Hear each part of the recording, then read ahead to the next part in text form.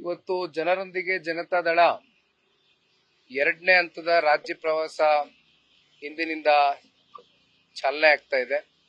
ಮೈಸೂರು ಜಿಲ್ಲೆಯ ಪಿರಿಯಾಪಟ್ಟಣ ವಿಧಾನಸಭಾ ಕ್ಷೇತ್ರದಿಂದ ಇವತ್ತು ಪ್ರವಾಸವನ್ನ ಕೈಗೆತ್ತಿಕೊಳ್ತಾ ಇದ್ದೇವೆ. ಮಿಕ್ಕಂತ 30ಕ್ಕೂ ಹೆಚ್ಚು ವಿಧಾನಸಭಾ ಕ್ಷೇತ್ರದಲ್ಲಿ ಎರಡನೇ ಹಂತದ ಪ್ರವಾಸ ಏನು ಬಾಕಿ ಉಳಿದಿತ್ತು ಅವೆಲ್ಲವೂ ಕೂಡ ಇವತ್ತು ಮೈಸೂರಿನಿಂದ ಪ್ರಾರಂಭ ಆಗ್ತಾ ಇದೆ.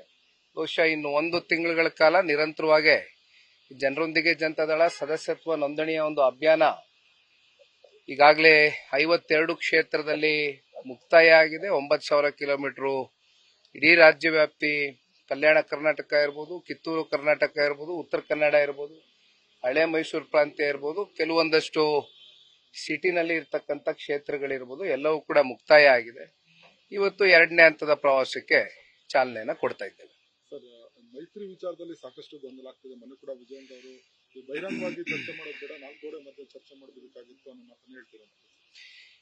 ನಾನು ಮೊದಲನೇ ದಿನದಿಂದ ಇದೇ ಹೇಳ್ತಾ ಇರೋದು, ಈ ವಿಚಾರಗಳು 4 ಗೋಡೆ ಒಳಗಡೆನೆ ಚರ್ಚೆ ಆಗಬೇಕು, ಮಧ್ಯೆ ಸುಮ್ಮನೆ ಇದೆಲ್ಲ ಆದಿ ಬೀದಿಲಿ ಚರ್ಚೆ ಆಗಿ ಇತ್ಯರ್ಥ ಆಗ್ತಕ್ಕಂಥ ವಿಚಾರಗಳಲ್ಲ ಅಂತ ಮೊದಲನೇ ದಿನದಿಂದ ನಾನು ಇದೇ ವಿಚಾರ ಹೇಳ್ತಾ ಇರೋದು. ಒಂದು ದೇಶದ ಗೌರವಾನ್ವಿತ ಪ್ರಧಾನಮಂತ್ರಿಗಳು ಜೊತೆಯಲ್ಲಿ ಗೃಹ ಸಚಿವರು ಈ ಒಂದು ಮೈತ್ರಿ ನಾವು ಯಾವಾಗ ಲೋಕಸಭಾ ಚುನಾವಣೆಯಲ್ಲಿ ಕೈ ಜೋಡಿಸಿದ್ವೋ ಅಂದಿನಿಂದ ಇಂದಿನವರೆಗೂ ನಮಗೆ ಅತ್ಯಂತ ಗೌರವದಿಂದ ನೋಡ್ಕೊಂಡಿದ್ದಾರೆ. ಅದರಲ್ಲಿ ಯಾವುದೇ ಎರಡನೇ ಪ್ರಶ್ನೆ ಇಲ್ಲ. ಜೊತೆಯಲ್ಲಿ ಭಾರತೀಯ ಜನತಾ ಪಾರ್ಟಿಯ ರಾಷ್ಟ್ರಾಧ್ಯಕ್ಷರು ನಿತಿನ್ ನಬೀನ್ ಅವರಿರ್ಬೋದು, ಜೊತೆಯಲ್ಲಿ ಸಂತೋಷ್ ಜೀರ್ ಅವರಿರ್ಬೋದು, ಅವ್ರ ಮಾರ್ಗದರ್ಶನ ಇದೆ ಈ ಮೈತ್ರಿಗೆ. ಹಾಗಾಗಿ ನಾನು ಹೇಳ್ತಕ್ಕಂಥದ್ದು ಎಲ್ಲೂ ಕೂಡ ಮೈತ್ರಿಯಲ್ಲಿ ಅಪಸ್ವರಗಳು ಇಂಟರ್ನಲ್ಲಿ ಪಾರ್ಟಿ ಚೌಕಟ್ಟಿನಲ್ಲಿ ಕೂತು ಚರ್ಚೆ ಮಾಡಿದಾಗ ಅಪಸ್ವರಗಳು ಬರ್ಬೋದು, ಇಲ್ಲ ಅಂತ ನಾನು ಹೇಳೋದಿಲ್ಲ. ಅದು ಆಯಾ ಪಕ್ಷದ ನಾಯಕರುಗಳ ಜವಾಬ್ದಾರಿ ಇರುತ್ತೆ. ಹೊರಗಡೆ ಬಂದು ಮಾಧ್ಯಮಗಳಲ್ಲಿ ನಿಂತು ಒಳಗಡೆ ಎಲ್ಲ ಏನೇನ್ ಚರ್ಚೆ ಆಯ್ತು ಅನ್ನೋದು ಹೊರಗಡೆ ಮಾತನಾಡ್ಕೂಡ್ದು. ಅದು ಯಾರೇ ಇರ್ಬೋದು, ಅದು ಜನತಾದಳ ಪಕ್ಷನೇ ಇರ್ಬೋದು, ಅದು ನಮ್ಮ ಮಿತ್ರ ಪಕ್ಷದ ಕೆಲವೊಂದಷ್ಟು ಸದಸ್ಯರುಗಳೇ ಇರ್ಬೋದು. ಈಗ ಇಲ್ಲಿವರೆಗೂ ಸಮಸ್ಯೆ ಎಲ್ಲಿಂದ ಉದ್ಭವ ಆಗಿರೋದು, ಯಾವುದೋ 1-2 ಜಿಲ್ಲೆನಲ್ಲಿ 3-4 ಜನ ಇವತ್ತು ಹೊರಗಡೆ ಮಾತನಾಡಿರ್ತಕ್ಕಂಥ ಹಿನ್ನೆಲೆಯಲ್ಲಿ ಇವೆಲ್ಲವೂ ಕೂಡ ಒಂದ್ ರೀತಿ ಹೊರಗಡೆ ಸಾರ್ವಜನಿಕ ವಲಯದಲ್ಲಿ ಹೊರಗಡೆ ಬಂದಿರತಕ್ಕಂಥ ವಿಚಾರ. ಬಟ್ ನನ್ನ ಅಭಿಪ್ರಾಯದಲ್ಲಿ ಇದೆಲ್ಲ 4 ಗೋಡೆ ಮಧ್ಯೆನೇ ಇತ್ಯರ್ಥ ಆಗಬೇಕು. ಅಂತಿಮವಾಗಿ ಭಾರತೀಯ ಜನತಾ ಪಾರ್ಟಿಯ ರಾಷ್ಟ್ರೀಯ ನಾಯಕರುಗಳಿದ್ದಾರೆ, ನಮ್ಮ ವರಿಷ್ಠರಿದ್ದಾರೆ, ಕೂತ್ಕೊಂಡು ಆಮೇಲೆ it is too early, premature stage. ಈಗ ಏನೇ ಚರ್ಚೆ ಮಾಡಿದ್ರು ಕೂಡ ಇದನ್ನ ಒಂದು ತಾರ್ಕಿಕ ಹಂತಕ್ಕೆ ತಗೊಂಡೋಗ್ತಕ್ಕಂಥದ್ದಕ್ಕೆ ಈ ಸಂದರ್ಭನೇ ಅಲ್ಲ ಇದು. ಆದ್ರೆ ಸರ್, ಈ ಫೌಂಡೇಶನ್ ಯಾಕೆ ಅಂತ, ಯಾಕಂದ್ರೆ ಜೆಡಿಎಸ್ ತನ್ನದೇ ಆದ ಒಂದು ಅಸ್ತಿತ್ವನ ಅನಾದಿ ಕಾಲದಿಂದ ಉಳಿಸ್ಕೊಂಡ್ ಬಂದಿದೆ. ಹೈದರಾಬಾದ್ ಕರ್ನಾಟಕ ಆಗಿರ್ಬೋದು, ಮಧ್ಯ ಕರ್ನಾಟಕ ಆಗಿರ್ಬೋದು, ಹಾಗೆ ಮೈಸೂರು ಕರ್ನಾಟಕ ಆಗಿರ್ಬೋದು. ಆದ್ರೆ ಬಿಜೆಪಿ ಕೆಲವು ಶಾಸಕರ ಹೇಳಿಕೆಗಳೇನಂದ್ರೆ ಈ ಪ್ರಾಂತ್ಯಗಳಲ್ಲಿ ನಮ್ಮ ಸ್ಟ್ರಾಂಗ್ ಬೇಸ್ ಇದೆ, ಆ ಕಾರಣಕ್ಕಾಗಿ ಮುಂದಿನ ಯಾವುದೇ ಕೋಲಿಷನ್ ಟಾಕ್ಸ್ ನಡೀಬೇಕಾದ್ರೆ ಇಲ್ಲಿ ಯಾವ್ದು ಕಾಂಪ್ರಮೈಸ್ ಮಾಡ್ಕೋಬಾರ್ದು. ಜೆಡಿಎಸ್ ಹಾಸನ ಮಂಡ್ಯದಂತ ಜಿಲ್ಲೆಗಳು ಎಲ್ಲಿ ಜೆಡಿಎಸ್ ನ ಸ್ಟ್ರಾಂಗ್ ಹೋಲ್ಡ್ ಇರುವಂತ ಜಾಗದಲ್ಲಿ ತಮ್ಮದೇ ಆದ ಸೀಟ್ಗಳನ್ನ ಹೆಚ್ಚು ಮಾಡ್ಕೋಬೇಕು ಅನ್ನುವಂತ ಹೇಳಿಕೆಗಳನ್ನ ಬಿಜೆಪಿ ಶಾಸಕರುಗಳು ನಾಯಕರು ಕೊಡ್ತಿರುವಂತದ್ದು ಎಷ್ಟು ಸಮಂಜಸ? ಜೆಡಿಎಸ್ ನಾನು ಈ ವಿಚಾರಕ್ಕೆ ಸಂಬಂಧಪಟ್ಟಂತೆ ಹೇಳಲೇಬೇಕು ಅಂತ ನೀವು ಒತ್ತಾಯ ಮಾಡಿದ್ರೆ 28 ಕ್ಷೇತ್ರಗಳಲ್ಲಿ ಜೆಡಿಎಸ್ ಸುಮ್ಮನೆ 4-5 ಕ್ಷೇತ್ರ ಉದಾಹರಣೆ ಕೊಡ್ತೀನಿ. ಸೌದತ್ತಿ 32,000 ಓಟ್ ತಗೊಂಡಿದೀವಿ, ಶೃಂಗೇರಿ 19,000 ಓಟ್ ತಗೊಂಡಿದೀವಿ, ತಿಪ್ಟೂರು 31,000 ಓಟ್ ತಗೊಂಡಿದೀವಿ, ಕಡೂರು ನಾನಾ ಕ್ಷೇತ್ರಗಳು ನಾನು ಬೇಕಾದ್ರೆ ಹೊರಗಡೆ ಹಾಕ್ತೀನಿ ವಿಚಾರನ. ಇವತ್ತು ಚರ್ಚೆ ಮಾಡ್ತಕ್ಕಂಥದ್ದು ಬೇಡ. ಇದು ದಯಮಾಡಿ ಇವತ್ತು ನಾವೊಂದು ಒಳ್ಳೆ ಉದ್ದೇಶಕ್ಕೆ ಕೈ ಜೋಡಿಸಿದೀವಿ. ಜೊತೆಯಲ್ಲಿ ಇವತ್ತು ಈ ಭ್ರಷ್ಟ ಸರ್ಕಾರವನ್ನ ಕರ್ನಾಟಕ ರಾಜ್ಯದಲ್ಲಿ ಪ್ರತಿನಿತ್ಯ ಲೂಟಿ ಆಗ್ತಾ ಇದೆ. ಇಂಥ ಸರ್ಕಾರವನ್ನ ಹೊರಗಡೆ ಇಡಬೇಕು, ಜೊತೆಯಲ್ಲಿ ಜನರ ಹಿತಾಸಕ್ತಿ ಕಾಪಾಡಬೇಕು ಅಂತಕ್ಕಂಥ ದೃಷ್ಟಿಯಲ್ಲಿ ನಾವು ಒಟ್ಟಾಗಿದ್ದೀವಿ.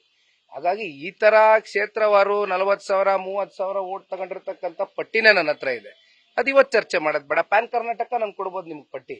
ಬಟ್ ಕಾಂಪ್ರಮೈಸ್ ಮಾಡ್ಕೊಂಡು ಎಲ್ಲದನ್ನು ಕಳ್ಕೊಳ್ಳೋ ಸ್ಥಿತಿ ಜೆಡಿಎಸ್ ಇದೆಯಾ? ಯಾಕಂದ್ರೆ ಇದ್ರದ್ದೇ ರಾಜ್ಯದಲ್ಲಿ ನೋಡಿ ಡಿಎಂಕೆ ಇದೆ, ವೆಸ್ಟ್ ಬೆಂಗಾಲ್ ಟಿಎಂಸಿ ಇದೆ, ಬೇರೆ ಬೇರೆ ರಾಜ್ಯಗಳಲ್ಲಿ ಆ ಸ್ಥಳೀಯ ಪಕ್ಷಗಳಿಗೆ ಮಾನ್ಯತೆ ಸಿಕ್ಕಿದೆ. ಜೆಡಿಎಸ್ ಇಲ್ಲಿ ಅತಿ ಹೆಚ್ಚಿನ ಮಾನ್ಯತೆ ಸಿಕ್ಕಿತ್ತು.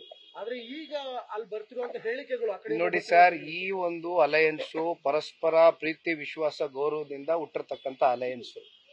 ನಾನು ಈಗ ತಾನೇ ಪ್ರಾರಂಭದಲ್ಲಿ ಹೇಳಿದೆ, ಪ್ರಧಾನಿಗಳಿರ್ಬೋದು, ಗೃಹ ಸಚಿವರು ಇರ್ಬೋದು, ರಾಷ್ಟ್ರೀಯ ಅಧ್ಯಕ್ಷರು ಇರ್ಬೋದು, ಸಂತೋಷ್ ಜೀರ್ ಅವರು ಇರ್ಬೋದು, ಅವ್ರ ಮಾರ್ಗದರ್ಶನ ಇದೆ.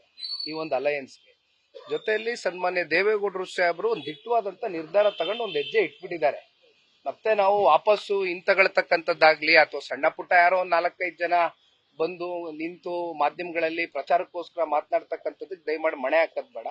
ಇದಕ್ಕೆ ಎರಡೂ ಪಕ್ಷದ ನಾಯಕರಿದ್ದಾರೆ, ಸೂಕ್ತವಾದ ಸಂದರ್ಭದಲ್ಲಿ ಒಳ್ಳೊಳ್ಳೆ ತೀರ್ಮಾನಗಳು ತಗೊಳ್ತಾರೆ. ಯಾರನ್ನೂ ಏನ್ ಬೀದಿಲ್ ಬಿಡ್ತಕ್ಕಂಥ ಪ್ರಶ್ನೆ ಇಲ್ಲ. ಯಾಕೆಂದ್ರೆ ಎಲ್ಲಾರ್ದು ಅವರು ರಾಜಕೀಯದ ಅಸ್ತಿತ್ವದ ಪ್ರಶ್ನೆ ಎದುರಾದಾಗ ಸ್ವಾಭಾವಿಕವಾಗಿ ಈ ರೀತಿ ಚರ್ಚೆಗಳು ಹೊರಗಡೆ ಬರುತ್ತೆ. ಬಟ್ ಅಲ್ಟಿಮೇಟ್ಲಿ ನಾನು ಹೇಳ್ತಕ್ಕಂಥದ್ದು ಏನಂದ್ರೆ, ಪಕ್ಷದ ಚೌಕಟ್ಟಿನಲ್ಲಿ ನೂರಾರು ವಿಚಾರಗಳು ಚರ್ಚೆ ಆಗುತ್ತೆ. ಈಗ ನಾನು ಒಂದು ಉದಾಹರಣೆ ಕೊಡ್ತೀನಿ. ನಮ್ಮ ಪಕ್ಷದ ಚೌಕಟ್ಟಿನಲ್ಲಿ ನಮ್ಮ ಕಾರ್ಯಕರ್ತರು ಮುಖಂಡರು ನನಗೆ ಎಷ್ಟೋ ಸಲ ತೋರಿಸಿದ್ದಾರೆ, ಇದೇನ್ ಸರ್ ಇದು ಸ್ವತಂತ್ರವಾಗಿ ಸರ್ಕಾರ ರಚನೆ ಮಾಡ್ತೀವಿ 120 130 ಅಂತ ಇದಾರಲ್ಲ, ನಾವು NDA ಅಲ್ಲಿ ಇದೀವಲ್ಲ ಅಂತ ಕೇಳ್ತಾರೆ. ಹಾಗಾಗಿ ಎಲ್ಲವೂ ಕೂಡ ಇವತ್ತು ಡಿಜಿಟಲ್ ಯುಗ, ರೆಕಾರ್ಡಿಂಗ್ ಅಲ್ಲಿ ಇರುತ್ತೆ. ಯಾವ್ದು ಕೂಡ ನಾವು ತಿರ್ಚಕ್ಕೂ ಆಗೋದಿಲ್ಲ, ಸುಳ್ಳು ಹೇಳಕ್ಕೂ ಆಗೋದಿಲ್ಲ. ಹೇಳಿರ್ತಕ್ಕಂಥ ವಿಚಾರ ರೆಕಾರ್ಡಿಂಗ್ ಅಲ್ಲಿ ಇರುತ್ತೆ. ಹಾಗಾಗಿ ಮಾತಾಡ್ಬೇಕಾದ್ರೆ ಯಾರೇ ಇರ್ಬೋದು, ಇರ್ಲಿ ಸರ್, ಪಾಪ ಅವರು ಹಿರಿಯರಿದ್ದಾರೆ. ಈಗ 113 ಅಲ್ಲ ಬಿಜೆಪಿ ಅಲ್ಲ, ಜಸ್ಟ್ ನಾಟ್ ಬಿಜೆಪಿ, NDA 140 150 ಗೆಲ್ಲುತ್ತೆ. ಇವತ್ತು ಹೇಳಿದೀನಿ ಬರ್ತೀನಿ. ನೀವು NDA ಅಂತ ಜಪ ಮಾಡ್ತಿದ್ದೀರಾ, ಬಟ್ ಅವರು ಬಿಜೆಪಿ ಮಾತ್ರ ಅಂತ ಹೇಳ್ತಿದ್ದಾರೆ. ಹೇಳಿಕೆಗಳು ಬರ್ತಾನೆ ಇಲ್ಲ ಸರ್, ಯಾಕಂದ್ರೆ ಜೆಡಿಎಸ್ ಗೆ ಮಾರಕವಾಗುವ ಹೇಳಿಕೆಗಳು ಆ ಕಡೆಯಿಂದ ಬರ್ತಿರೋದು. ಇದು ಜೆಡಿಎಸ್ ಮೈತ್ರಿಯನ್ನ ಉಳಿಸಬೇಕು ಅನ್ನೋ ನೋಡಿ ಸರ್, ನಾವು ಮೈತ್ರಿ ಧರ್ಮವನ್ನ ಗಟ್ಟಿಯಾಗಿ ಪಾಲನೆ ಮಾಡ್ತೀವಿ. ಅಲ್ಲ ಮಾಡ್ತಾ ಇದೀವಿ, ಎಲ್ಲ ಮಾಡ್ತೀವಿ ಕೂಡ, ಅದರಲ್ಲಿ ಯಾವುದೇ ಅನುಮಾನ ಬೇಡ. 140ರಿಂದ 150 ಸೀಟು ನಮ್ಮ ಮಿತ್ರ ಪಕ್ಷ ಎಷ್ಟು ಗೆಲ್ತಾರೆ, JDS ಎಷ್ಟು ಗೆಲ್ತಾರೆ ಅಂತ ನಾವು ಇವತ್ತು ಹೇಳಕ್ಕಾಗಲ್ಲ. 140ರಿಂದ 150 ಸೀಟು ಇಬ್ರು ಅಣ್ಣ ತಮ್ಮಂದ ರೀತಿ ಕೆಲಸ ಮಾಡಿ ಲೋಕಸಭೆಯಲ್ಲಿ ಯಾವ ರೀತಿ ಒಂದು ಫಲಿತಾಂಶ ಹೊರಗಡೆ ಬಂತು, ಅದೇ ರೀತಿ ವಿಧಾನಸಭಾ ಚುನಾವಣೆಯಲ್ಲೂ ಕೂಡ ಒಂದು ದಾಖಲೆಯನ್ನು ಸೃಷ್ಟಿ ಮಾಡ್ತಕ್ಕಂಥದ್ದು ಯಾವುದೇ ಸಂಶಯ ಇಲ್ಲ. ಸರ್, ಮೊನ್ನೆ ಪ್ರಿಯಾಂಕ್ ಖರ್ಗೆ ಅವರು ಮಾತನಾಡ್ತಿರೋ ಮಾತು ಹೇಳ್ತಾರೆ, RSS ಬಿಜೆಪಿ ಬೈಯಂತ ಸಂದರ್ಭದಲ್ಲಿ JDS ಗಿಂತ ಕಡೆಗಣಿಸ್ತಾ ಇದು ಹಿಂದಕ್ಕೆ ಹೋಗ್ಬಿಡ್ತಿತ್ತು ಒಂದ್ ವೇಳೆ RSS ಇರ್ಲಿಲ್ಲ ಅಂದ್ರೆ ಅಂತ ಹೇಳಿದ್ದಾರೆ. ಅಲ್ಲಿಗೆ JDS ಅನ್ನ ಅವರು ಒಂದು ಸ್ಟ್ರಾಂಗ್ ಪಾರ್ಟಿ ಅಂತಾನೆ ಕನ್ಸಿಡರ್ ಮಾಡಿಲ್ಲ ಅಂತ ಅವರು ಎಕ್ಸಾಂಪಲ್ ತಗೊಂಡ್ರು. ಸರ್, ನಾನು ಹಲವಾರು ಬಾರಿ ಹೇಳಿದ್ದೀನಿ, ಒಂದು ಪ್ರಾದೇಶಿಕ 25 ವರ್ಷ ಕರ್ನಾಟಕ ರಾಜ್ಯದಲ್ಲಿ 50ಕ್ಕೂ ಹೆಚ್ಚು ಜನ ಈ ಪಕ್ಷವನ್ನ ಒಂದು ರಾಜಕೀಯ ವೇದಿಕೆಯಾಗಿ ಉಪಯೋಗಿಸ್ಕೊಂಡು ಅವರ ಒಂದು ವೈಯಕ್ತಿಕ ಕಾರಣಕ್ಕೋಸ್ಕರ, ರಾಜಕೀಯದ ಲಾಭಕ್ಕೋಸ್ಕರ ಈ ಪಕ್ಷ ಬಿಟ್ಟು ಹೋದಂತ ಸಂದರ್ಭದಲ್ಲೂ ಕೂಡ 50ಕ್ಕೂ ಹೆಚ್ಚು ನಂಬರ್ ಆದ್ರೂ ಕೂಡ ಪಕ್ಷ 25 ವರ್ಷ ಮೊನ್ನೆ ದಿನ ಬೆಳ್ಳಿ ಹಬ್ಬ ಆಚರಣೆ ಮಾಡಿದೆ. ಹಾಗಾಗಿ ಜನತಾದಳದ ಪಕ್ಷದ ಶಕ್ತಿ ಏನು ಅಂತಕ್ಕಂಥದ್ದು ಅವ್ರಿಗೂ ಕೂಡ ಗೊತ್ತಿದೆ. ಒಳಗಡೆ ಸಾರ್ವಜನಿಕವಾಗಿ ಚರ್ಚೆ ಮಾಡ್ಬೇಕಾದ್ರೆ ಪಾಪ ಮಾತನಾಡ್ತಾರೆ ಅಷ್ಟೇ. ಕುಮಾರಸ್ವಾಮಿ ಅವರು ಕೇಂದ್ರದಲ್ಲಿರೋದ್ರಿಂದ ಅಲ್ಲಿ ಪ್ರೆಸಿಡೆಂಟ್ ಜಾಸ್ತಿ ಇದೆ, ಎಲ್ಲ ಒಂದು ಆತಂಕ ಇದೆ ಅಷ್ಟೇ ಬಿಜೆಪಿ. ಆಮೇಲೆ ಒಂದು ಕಡೆ ಕುಮಾರಸ್ವಾಮಿ ಅವರು ಒಂದು ವಿಧಾನಸಭಾ ಕ್ಷೇತ್ರದ ಅಭ್ಯರ್ಥಿ ಘೋಷಣೆ ಮಾಡಿದ್ದಾರೆ. ಈ ತರದ ಒಂದು ಗೊಂದಲ ನಾವೆಲ್ಲೂ ಘೋಷಣೆ ಮಾಡಿಲ್ವಲ್ಲ ಸರ್. ನೋಡಿ, ತಪ್ಪು ತಿಳ್ಕೊಬೇಡಿ.